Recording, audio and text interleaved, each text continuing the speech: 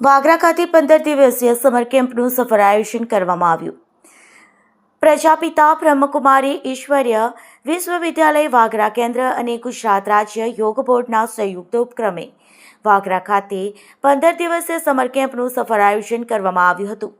આ કેમ્પમાં વાગરા શહેરના આશરે 50 જેટલા બાળકોએ ઉત્સાહપૂર્વક ભાગ લીધો હતો. કેમ્પ દરમિયાન બાળકોને યોગના વિવિધ આસનો, પ્રાણાયામ, ધ્યાન તેમજ સ્વાસ્થ્યપ્રદ જીવનશૈલી અંગે માર્ગદર્શન આપવામાં આવ્યું હતું.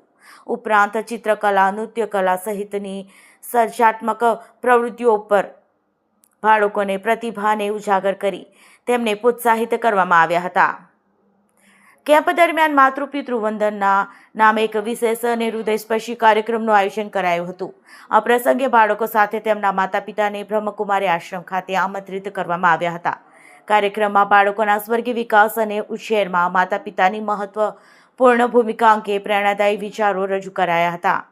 ત્યારબાદ બાળકો દ્વારા પોતાના માતા પિતાની આરતી ઉતારી તેમને સન્માન અર્પણ કરવામાં આવ્યું હતું, જે સૌ માટે ભાવ વિભોર કરનારો પ્રસંગ બન્યો હતો.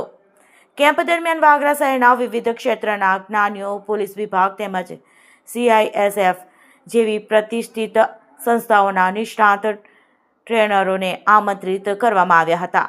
તેમના દ્વારા બાળકોને વ્યક્તિત્વ વિકાસ, શિસ્ત, રાષ્ટ્રીય સુરક્ષા, સામાજિક જવાબદારી અને જીવન મૂલ્યો અંગે ઉપયોગી માર્ગદર્શન આપવામાં આવ્યું હતું. પ્રથમ વખત આયોજિત આ સમર કેમ્પને સફળ બનાવવા માટે બ્રહ્મકુમારી બહેન ચૈતાલી, ગુજરાત રાજ્ય યોગ બોર્ડના યોગ ટ્રેનર પીનલબહેન, જિજ્ઞાબહેન તેમજ ભરૂચથી પધારેલા યોગ ટ્રેનર સુરેન્દ્રભાઈને મહત્વપૂર્ણ સેવાઓ આપી હતી. તેમના માર્ગદર્શન અને સહકારથી સમગ્ર કેમ્પ ખૂબ જ રસપ્રદ, જ્ઞાનવર્ધક અને પ્રેરણાદાયી બન્યો હતો.